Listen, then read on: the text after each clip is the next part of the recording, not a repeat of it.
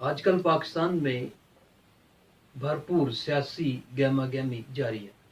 جب سے اپوزیشن نے تحریک عدم اعتماد پیش کی، اس وقت سے لے کر اپوزیشن اور حکومت کے درمیان رسا کسی جاری ہے۔ دونوں طرف سے یہ دعوے کیے جا رہے ہیں کہ ہمارے پاس نمبر گیم پوری ہے۔ اپوزیشن بھی یہی دعویٰ کر رہی ہے اور حکومت بھی یہی دعویٰ کر رہی ہے۔ لیکن اگر ہم پاکستان کے ماضی کو دیکھیں، اس کا ماضی کا سیاسی منظرنامہ دیکھیں، رائٹ فرام دا پالیٹیشین، جب Pakistan came into being, مارز وجود میں آیا، تو اس وقت سے لے کر اگر ہم صورتحال کا جائزہ لیں تو انتہائی دلچسپ واقعات ملتے ہیں۔ ایک طرف تو نمبر گیم پورے ہونے کا دعویٰ کیا جا رہا ہے، دوسری طرف سیاسی وفاداریاں کیسے تبدیل ہوتی ہیں، کیسے لوگ ارکان اسمبلی ایک پارٹی کو چھوڑ کر دوسری میں جاتے ہیں۔ بعض الزامات اطراف سے الزامات کی بھی جنگ جاری ہے۔ حکومتی سطح پہ کہا جا رہا ہے کہ جو لوگ منحرف ہو کر سندھ ہاؤس میں جا کر بیٹھ گئے وہ بھاری رقم لے کر بیٹھے ہیں، جبکہ دوسری طرف سے مسلسل اس چیز سے انکار کیا جا رہا ہے۔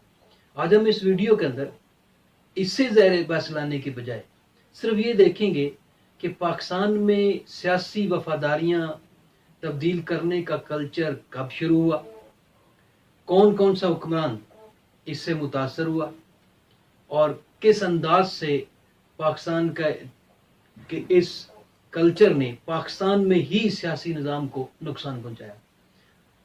تو ہم اگر تاریخ کا جائزہ لیں، تاریخ سے مراد پاکستان کی سیاسی تاریخ کو بغور پڑھیں، تو انتہائی دلچسپ صورتحال سامنے آتی ہے۔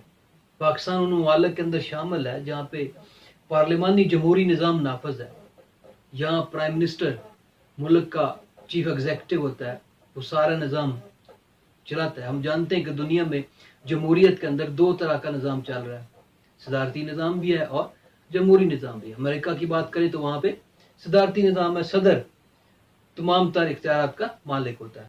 قیام پاکستان کے کچھ عرصہ بعد ہی سیاسی وفاداریاں تبدیل کرنے کا کلچر پروان چڑھنا شروع ہو گیا تھا۔ اس لیے ہمیں اس میں کوئی حیران نہیں ہونا چاہیے کہ آخر یہ سلسلہ کب سے شروع ہوا۔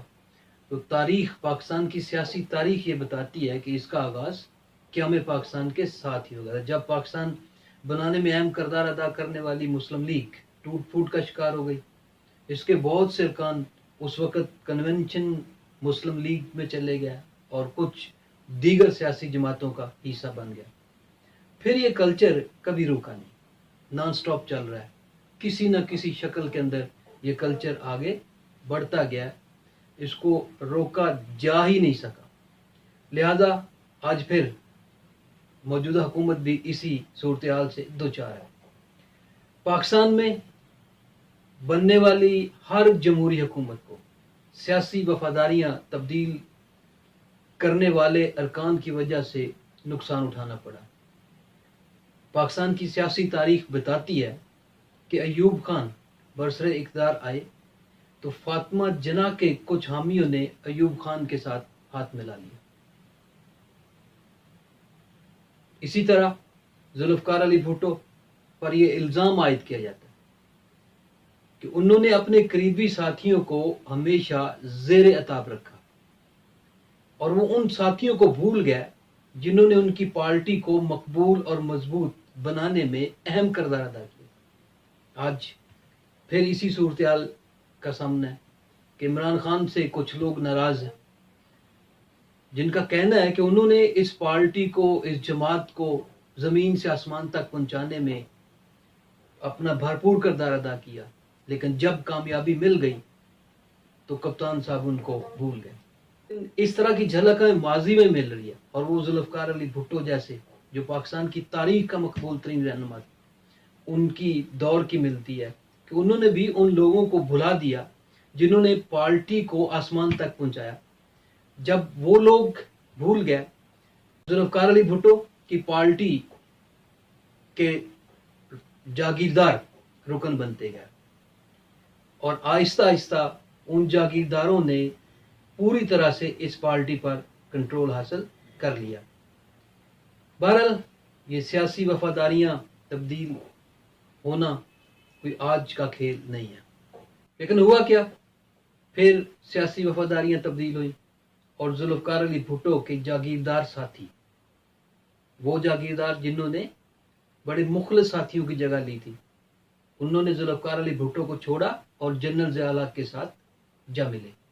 اس طرح پاکستان کی سیاسی تاریخ یہ بھی بتاتی ہے کہ جب 1988 میں بےنظیر بھٹو اقتدار ملنے کے بہت قریب تھی، یہ حقائق ہیں، ان کو مسخ نہیں کیا جا سکتا، تو انہوں نے جنرل ضیاء الحق کے قریب ترین ساتھی رہنے والوں میں سے کچھ کو اپنے ساتھ ملا لیا۔ حالانکہ وہ تاریخ سے واقف تھی، لیکن اس کے باوجود اس کو غلطی کہیں، سیاسی غلطی کہیں یا جو کچھ بھی کہیں، یا انہوں نے اس وقت ضروری سمجھا، تو ان لوگوں کو بھی اپنے ساتھ ملا لیا جو جنرل ضیاء الحق کے انتہائی قریبی ساتھی رہے۔ پاکستان میں سیاسی امور کے ماہرین جو ایکسپرٹس لوگ ہیں، ان میں سے زیادہ تر نواز شریف پر الزام عائد کرتے ہیں کہ انہوں نے، مطلب نواز شریف نے محمد خان جنیجو کے ساتھیوں کو سائیڈ لائن کر کے پارٹی میں اپنی پوزیشن کو مضبوط کیا تھا۔ انتہائی دلچسپ واقعات ہیں یہ۔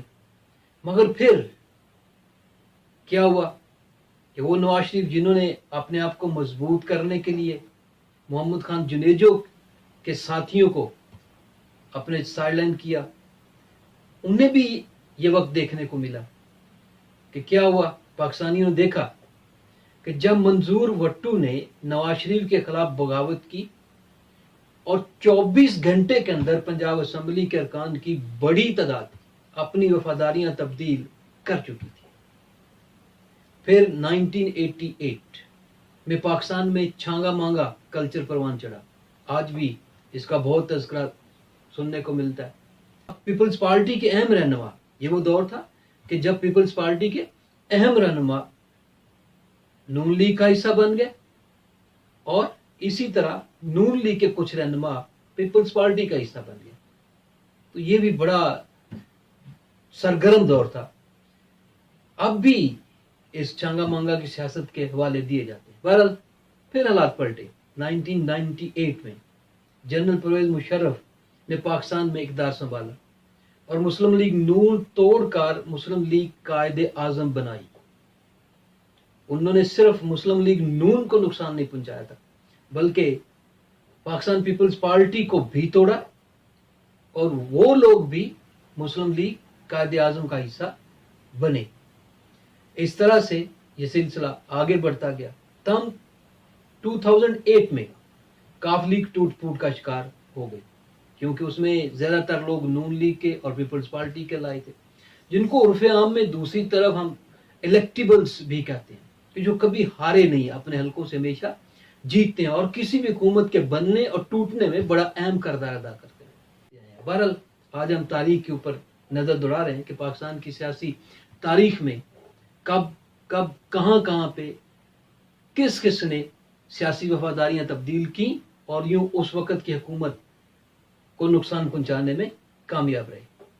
تو 2008 میں مسلم لیگ قائد اعظم، جس کو مسلم لیگ کاف بھی کہا جاتا ہے، ٹوٹ پھوٹ کا شکار ہوئی، اور نون لیگ پی پی پی سے لائے ہوئے بہت سارے رہنما جو کاف لیگ کا حصہ بنے تھے، وہ واپس اپنی جماعتوں میں چلے گئے۔ اس طرح سے یہ سلسلہ رکنے کی بجائے مزید آگے بڑھتا گیا۔ اب پھر ملکی سیاسی منظرنامہ پوری طرح سے گرم ہے، خاص طور پر پی ٹی آئی کے منحرف ارکان کے سامنے آنے کے بعد سے صورتحال خاصی دلچسپ ہو چکی، مگر اب بھی یہ کہا جا سکتا ہے کہ پاکستانی سیاست میں وفاداریاں تبدیل کرنے کا کلچر اب بھی جاری و ساری ہے۔ تاہم موجودہ حکومت جس کے سربراہ عمران خان ہے، ایک صدارتی ریفرنس کے ذریعے اب اس کا راستہ روکنے کے لیے کوشاں ہے، جس کے لیے اب انہوں نے باقاعدہ سپریم کورٹ میں سے رجوع کیا تاکہ اس کلچر کو روکا جا سکے۔ لیکن ان کے اس کوشش کے حوالے سے بھی یہاں پر دو رائے پائی جاتی ہیں۔ بعض لوگ اس کی حمایت کر رہے ہیں جبکہ بہت بڑی تعداد میں لوگ ہیں جو اس قدم کی، جو اس اقدام کی مخالفت بھی کر رہے ہیں۔ آنے والے دنوں میں کیا صورتحال اختیار ہوتی ہے؟ کیا صورتحال مزید بگڑتی ہے یا سنورتی ہے؟ کیا حکومت اپنے مقصد میں کامیاب رہتی ہے یا نہیں؟ یا پھر یہی سیاسی وفاداریوں کا سلسلہ آگے بھی جاری رہے گا؟